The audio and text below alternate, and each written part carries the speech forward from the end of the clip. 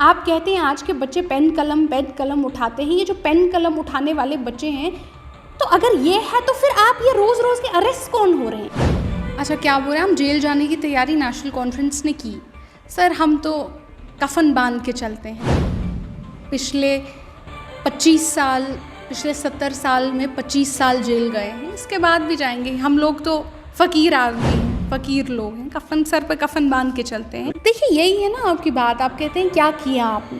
जब हम बोलना चाहते हैं हमने क्या किया, तो आप कहते हैं वक्त की कमी है, हम सुनेंगे नहीं। या तो सवाल नहीं कीजिए। बड़े बड़े काम नहीं है, हमने हज़ारों बड़े बड़े काम किए हैं। बड़े बड़े काम सुनने के लिए भी मादा रखना पड़ेगा। है आपके पास। पहली बात हमने लैंड टू द नहीं, आपने कहा क्या काम। आप देखिए, आपकी तनकीद अपनी जगह पे है। पहली बात तो शेख साहब आए 1947 में आए, 1953 में उन्हें उतारा गया क्योंकि 1953 में उन्हें जेल लिया गया। शेख साहब ने क्या किया, उन्होंने land to the tiller act लाया। Land to the tiller act वो एक्ट था जहाँ हमसे पहले 9,000 लोगों के पास 4.5 लाख हेक्टेयर ज़मीन हुआ करती थी। 9,000 छोटे से लोग, 9,000 लोग, 4.5 लाख हेक्टेयर ज़मीन। ये ज़मीन नहीं, पॉपुलेशन भी कितनी ही कम थी। आप और मैं सर सूट बूट पहनते हैं ना, हमारे जो फादर के मदर थे, वो उन्हीं ज़मीनों पर काम करते थे। आज कहीं ना कहीं मैं भी, हम लोगों में से कितने लोग होते हैं जो बिल्कुल दिल्ली में, जैसे चौलू में, स्लम्स में वहाँ लोग रहते हैं, हम भी स्लम्स में रह रहे होते। अब आप कहते हैं कि नेशनल कॉन्फ्रेंस ने 10,000 लोगों को UAPA में क्यों बंद नहीं किया। नहीं, हम because we believed in freedom of expression, we believed in peaceful protest, we believed कि हर किसी को बोलने का मौका दिया जाना चाहिए, चाहे वो हमारी तनकीद ही क्यों ना करें। कि जो ये आप कहते हैं आज के बच्चे पेन कलम उठाते हैं, ये जो पेन कलम उठाने वाले बच्चे हैं, तो अगर ये है तो फिर आप ये रोज़ रोज़ के अरेस्ट कौन हो रहे हैं? सर हम तो कफन बांध के चलते हैं। पिछले 70 साल में 25 साल जेल गए हैं, इसके बाद भी जाएंगे। हम लोग तो फ़कीर आदमी हैं, फ़कीर लोग हैं, कफन सर पे कफन बांध के चलते हैं, लेकिन डरेंगे नहीं, पीछे हटेंगे नहीं, डरेंगे नहीं। देखिए, मैंने आपको बार बार बोला कि हम वो लोग हैं जो सर पे कफन बांध के चलते हैं। शेख साहब 22 इयर्स जेल में रहे, मजाक की बात नहीं है। 22 इयर्स अपनी ज़िंदगी जवानी जेल में काटना, और वो भी इतने बड़े लीडर। वो हमारे कायदे सानी हैं, हम उनके नक्शो कदम पे चलते हैं। वो 20 साल जेल गए, हम 30 साल जेल जाने को तैयार हैं, लेकिन हम B टीम बनने को और C टीम बनने को तैयार नहीं है। कदावर लीडर वो होता है, कदावर लीडर लोग लीडर्स को चुनते हैं। कोई अपने आप को लीडर नहीं कहता है, लोग जिसको चुनते हैं वो लीडर होता है। और जम्मू और कश्मीर नेशनल कॉन्फ्रेंस को यहाँ के लोग चुनते आए हैं। हम लोगों ने ये नहीं कहा है हम ये हैं, हम वो हैं। हम लोग तो यहाँ के लोगों ने हमको चुना है, यहाँ के लोगों ने हमको उन्हीं जेलों से बाहर निकाला है, जिंदा रखा है। जब आपकी हुकूमत थी, क्या किया आप लोगों ने? हमने, आप सुनने का मादा रखते हैं कि हमने क्या किया है? सुनना चाहता हूँ। थोड़ा सा नहीं है, अगर सुनना है जो तो बड़े इश्यूज थे वो कौन से लेके आपने वो बताइए। देखिए यही है ना आपकी बात। आप कहते हैं क्या किया आपने। जब हम बोलना चाहते हैं हमने क्या किया, तो आप कहते हैं वक्त की कमी है, हम सुनेंगे नहीं। या तो सवाल नहीं कीजिए। बड़े बड़े काम नहीं है, हमने हज़ारों बड़े बड़े काम किए हैं। बड़े बड़े काम सुनने के लिए भी मादा रखना पड़ेगा। है आपके पास। पहली बात हमने लैंड टू द नहीं, आपने कहा क्या काम।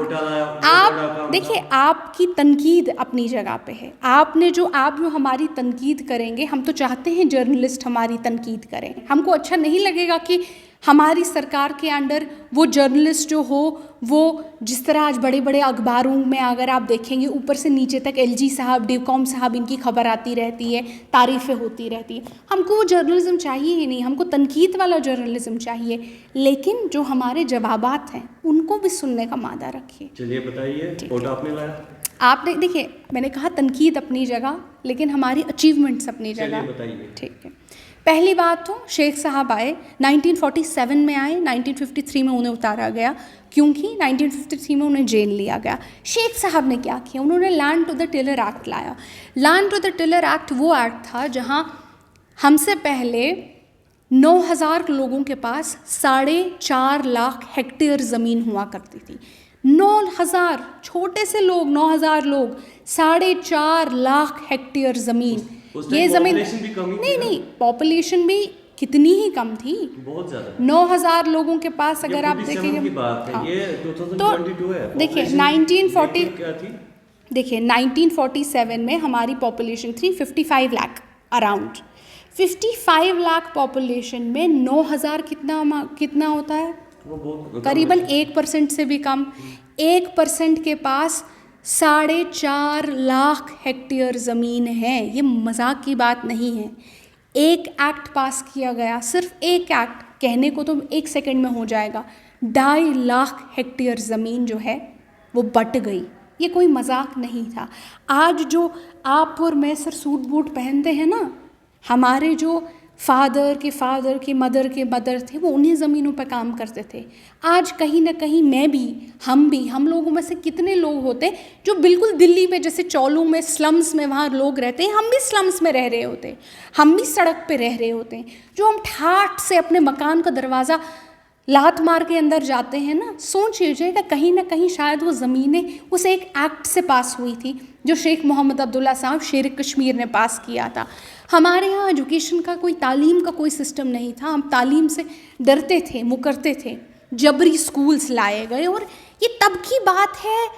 आप 47 की बात करते हो। मैं 47 की, हाँ, उस टाइम जो ज़मीनें थी शेख मोहम्मद अब्दुल्ला जो थे उन्होंने डिस्ट्रीब्यूट की, बिल्कुल की, land to the tiller act. और अगर आज की बात करते हैं जो ज़मीनें यहाँ की है, क्या आप उनको नहीं बचा पा रहे हैं?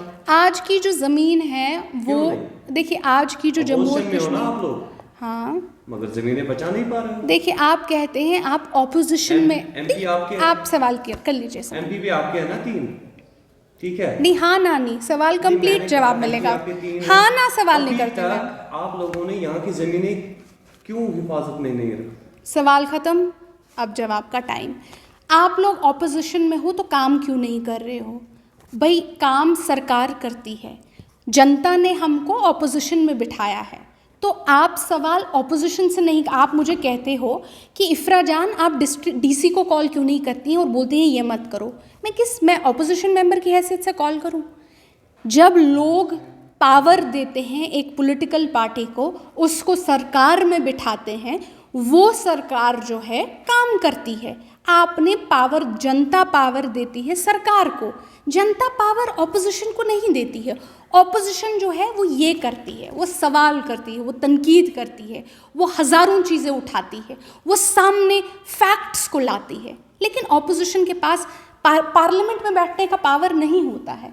जहाँ तक आपका सवाल आता है कि आप बचा क्यों नहीं पाए, जब तक जम्मू और कश्मीर की आवाम ने नेशनल कॉन्फ्रेंस को चुना था, जब तक जम्मू और कश्मीर की आवाम ने नेशनल कॉन्फ्रेंस को अपना पावर दिया था और एडमिनिस्ट्रेशन में बिठाया था, तब तक जम्मू और कश्मीर की 1 इंच ज़मीन कहीं नहीं गई। जिस दिन हम गए जमीन भी गई। इसका मतलब है आप पीडीपी और बीजेपी पे नहीं, आई एम नॉट, आपने, तो आप लोग कैसे, यू आर, अभी सुनिए पहले बात सुनिए, आप लोगों ने कैसे पीएचईडी बनाई जिसमें अगर आप कह रहे हो कि जमीनें खाई यहाँ की या कुछ भी हुआ, पीडीपी उसमें जिम्मेदार है। देखिए तो मैं कैसे अलायंस किया? मैं पीडीपी या बीजेपी या किसी भी पॉलिटिकल पार्टी पे इस टाइम नहीं जा रही हूँ। आपने सवाल किया नेशनल कॉन्फ्रेंस क्यों नहीं कर रही। मैंने कहा कि नेशनल कॉन्फ्रेंस इस टाइम पे ऑपोजिशन में है। जब तक एडमिनिस्ट्रेशन में थी, जब तक गवर्नमेंट में थी, जब तक जनता ने पावर दिया था, तब तक नेशनल कॉन्फ्रेंस ने बचाया, अपना रोल निभाया। सर देखिए ऐसी बात है, अगर आपको मैं इस एरिया का चौकीदार मानती हूँ, क्योंकि सरकार भी एक तरह से चौकीदार ही होती है रिसोर्सेज की। आप चौकीदार हैं यहाँ के और एक तिनका गायब नहीं होता है। जिस दिन मैं आपको चौकीदारी की नौकरी से निकाल दूंगी, मैं कहूँगी आप चौकीदार नहीं, अब हमारे दूसरे साहब चौकीदार हैं। फिर जब लूट मचेगी, चोरी होगी, सवाल आपसे तो नहीं होंगे ना। आप क्या जवाब देंगे? आप कहेंगे मुझे फ़र्क नहीं पड़ता नए चौकीदार ने क्या किया, कौन था, किसने किया। जब तक मैं चौकीदार था 1 इंच कहीं नहीं गया। और वही हमारा जवाब है। जब तक नेशनल कॉन्फ्रेंस यहाँ की रिसोर्सेज की, यहाँ की ज़मीन की हक निगरानी कर रही थी, हमने तो 1 इंच तक नहीं दिया। तो ये जो सवाल, माफ़ कीजिएगा, आते हैं उनसे आते हैं जिनके दौर हुकूमत में ये हुआ, और वो बीजेपी इस टाइम पे तो प्राइमरीली बीजेपी ही है। जहाँ तक देखिए उस टाइम पे अगर आप यहाँ मारे गए उस टाइम आपकी हुकूमत थी, उमर साहब उस टाइम सीएम थे जी, तो वो कैसे हुआ? देखिए पहली बात, उस टाइम पे अगर आपको याद होता कि अगर छोटी सी भी कोई बात होती थी, बहुत वायलेंट मॉब जमा हो जाता था। आज तो मुझे लगता है हम इतने छोटे भी नहीं हैं कि हमको याद ना हो 10 साल पहले क्या होता था। अगर छोटा सा भी कुछ हो जाता था, जुलूसों के जुलूस निकलते थे। पहली बात तो माहौल ऐसा था, उसमें जुलूसों में बहुत सारे जुलूसों में वायलेंस भी होता था। जो हमने विजुअल्स देखे, जो पत्थरबाजी होती थी, जो कंटिन्यूसली वो वायलेंस होता था, उस वायलेंस को कंट्रोल करने में कैजुअलिटीज़ होती थी। तो और नहीं मतलब यही है कि बीजेपी ने अच्छी तरह कंट्रोल किया यहाँ पे, क्योंकि 370 जब हटाया गया या 35 से हटाया गया, उस टाइम कोई किलिंग नहीं हुई, किसी जगह पे जुलूस नहीं निकला, कहीं पे स्टोन पेल्टिंग नहीं हुई। क्या आप ये मानते हो ये बड़ी अचीवमेंट है? ये अचीवमेंट नहीं है, क्योंकि एक डिफरेंस है। बीजेपी ने ऑलमोस्ट हर किसी को यूएपीए के अंडर जेल में भर दिया है। मतलब तो बची 20 साल जेल, तो नहीं 20 साल तो मानते हो ना, जाने आप देखिए ऐसे में आप लोग उस time I am not going to hear your monologue. आप जर्नलिस्ट हैं, सवाल कीजिए, आप जर्नलिस्ट हैं, सवाल कीजिए, फिर जवाब सुन लीजिए। तो या तो पॉलिटिक्स सुन लीजिए, सुना आपने, आप कह रहे हैं कि बीजेपी ने बेटर किया क्या, अब जवाब सुन लीजिए इस बात का। बीजेपी गवर्नमेंट ने करीबन 4000 के 5000 बच्चों को उठा के यूएपीए में बंद कर दिया। यूएपीए में आप 10 साल 15 साल जेल में होते हो। तो अब आप कहेंगे कि नेशनल कॉन्फ्रेंस से 5000 लोगों को यूएपीए में क्यों नहीं बंद किया। अगर हम उस टाइम पे 5000 लोगों को यूएपीए में बंद कर देते तो आप कहते फैशिस्ट गवर्नमेंट है। देखिए क्या है, आप कहते हैं कि नेशनल कॉन्फ्रेंस ने हुर्रियत के लीडर्स का गला क्यों नहीं घोंटा जिस तरह बीजेपी ने किया। क्योंकि हम लोग डेमोक्रेसी में बिलीव करते थे, बोलने की आज़ादी में बिलीव करते थे, राइट टू पीसफुल प्रोटेस्ट में बिलीव करते थे। हमारे टाइम के अखबार निकालिए आप, ऊपर से नीचे तक हमारे टाइम का जो अखबार आता है उसमें हमारी सरकारों की तनकीद होती है। आज का अखबार निकालिए, जब मीडिया चोक हो गई है, कोई कल आप किसी ने लिखा था अपनी शर्ट पे फ्री कश्मीर, वो यूएपीए में शाम को बंद हो गया। कोई आया था बोल रहा था मुझे अपने बेटे की डेड बॉडी दे दो, उस पे यूएपीए लग गया। जब आप अभी बात ही नहीं करते हो, आप पे यूएपीए लगता है, तो प्रोटेस्ट कौन करेगा।